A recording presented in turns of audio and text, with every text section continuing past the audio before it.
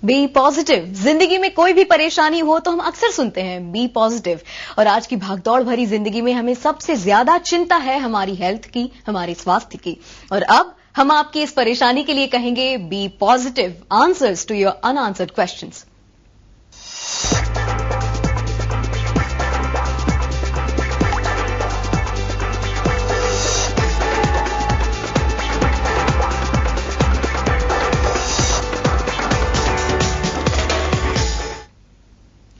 घुटना यानी knee is the largest and the most complicated joint in human body. और चूंकि हमारे शरीर का सारा वजन संभालने में घुटने ही हमारी मदद करते हैं, तो इंजरीज की संभावनाएं भी सबसे ज्यादा घुटने में ही होती हैं। बी पॉजिटिव में आज हम आपको बताएंगे घुटनों के दर्द और बीमारियों से बचने और उभरने के उपाय। आपके सारे सवालों का जवाब देने के लिए आज बी पॉजिटिव में हमारे साथ हैं डॉक्टर विवेक शेट्टी। हम इनके बारे में थोड़ा सा बता दूं, हिंदुजा अस्पताल में ये सीनियर ऑर्थोपेडिक सर्जन हैं। और अगर आप घुटनों के दर्द से या किसी भी बीमारी से परेशान हैं तो आज हमें जरूर कॉल कीजिए 28272728 पर और डॉक्टर शेट्टी आपको बताएंगे how to be positive. Doctor Shetty, आपका स्वागत है बहुत बहुत बी पॉजिटिव में। हमारा बी पॉजिटिव का मकसद यही रहता है कि अगर कोई बीमारी है तो जरूर उससे कैसे बचना है, उससे कैसे उभरना है वो बताएं। लेकिन जनरली जो हेल्दी पीपल हैं उन्हें भी हम बताएं कि आने वाले दिनों में, आने वाले बरसों में आपको खुदा ना खास्ता ये बीमारी हो सकती है, तो पहले ही क्या उपाय करें कि ये बीमारी हो ही नहीं।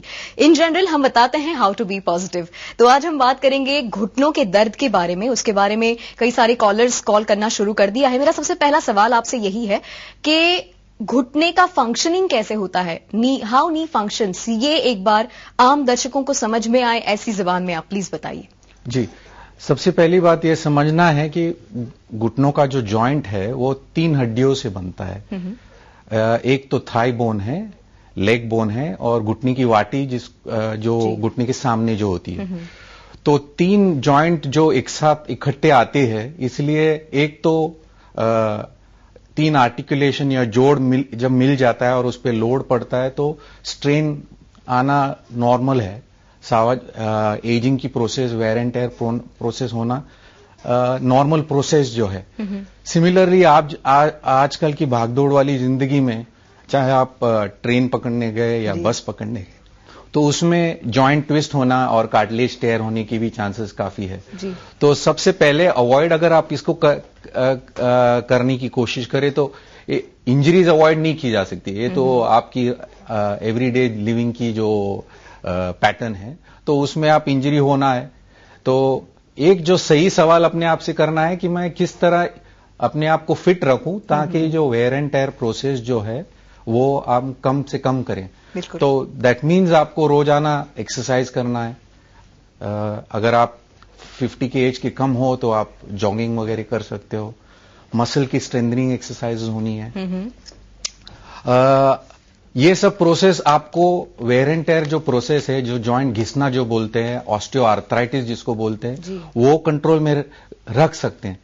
जो नॉर्मल जो एजिंग प्रोसेस है उसको आप नहीं रोक पाएंगे, क्योंकि ये वेयर एंड टेयर प्रोसेस है वो तो एज के हिसाब से होना ही है। तो आप अपने आप से सिर्फ फिट रख सकते हो।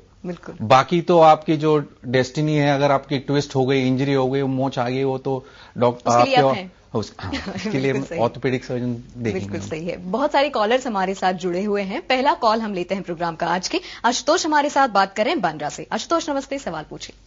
हेलो, नमस्कार डॉक्टर जी, सवाल पूछिए। हेलो, नमस्कार। मेरा नाम आशुतोष है, मैं बांद्रा से बोल रहा हूँ। मुझे अपनी ग्रैंड मदर के ऊपर क्वेश्चन करना है। हेलो, क्या एज है उनकी?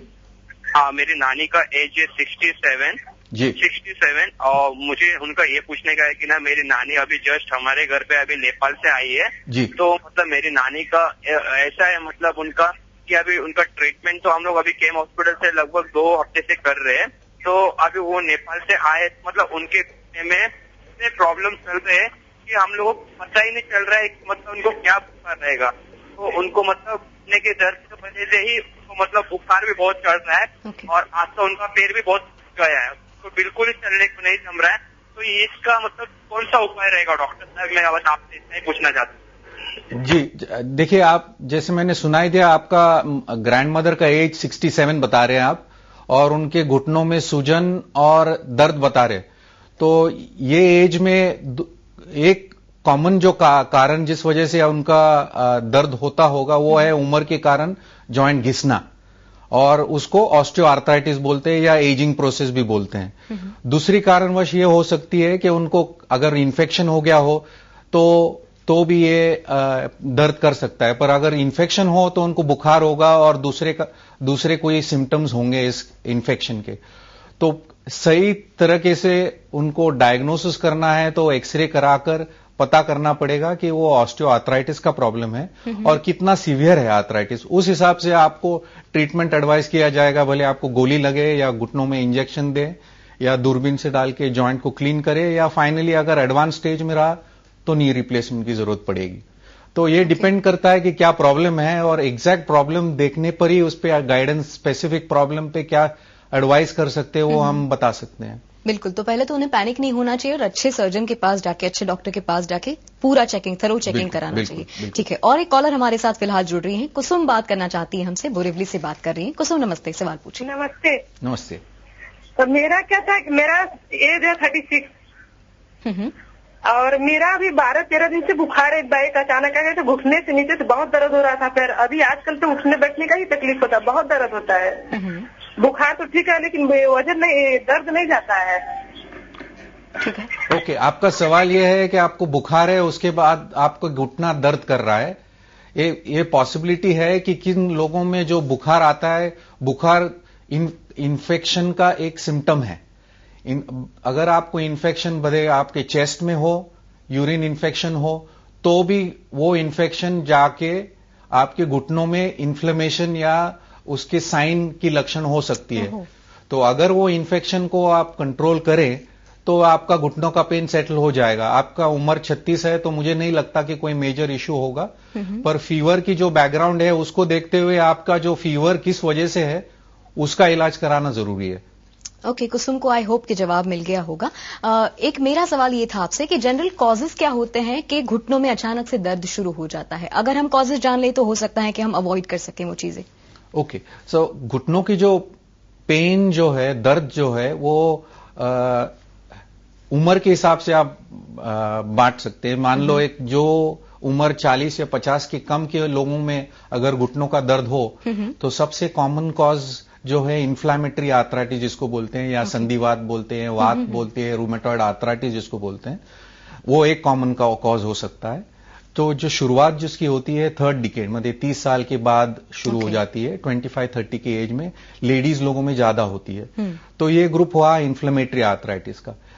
दूसरा जो यंगर एज ग्रुप में है वो चोट के कारण लिगामेंट टेयर हो गया, कार्टिलेज टेयर हो गया, किसी को फ्रैक्चर हो गया, तो वो एक कॉमन कॉज, एक्सीडेंट की वजह से, इंजरीज की वजह से। तीसरा कॉज हो गया ट्यूमर या क्या कैंसर का। ये पेन जो घुटनों का पेन है वो बोन के कैंसर की भी साइन हो सकती है, सिम्टम हो सकती है। तो इसीलिए जरूरी है कि अगर किसी का पेन अगर 1-2-3 हफ्ते से ज्यादा है और सेटल नहीं हो रहा है तो अपने को नजदीक की कोई ऑर्थोपेडिक सर्जन है वो उसको जाके दिखाए ताकि वो एक्सरे करा के इन्वेस्टिगेशन करे।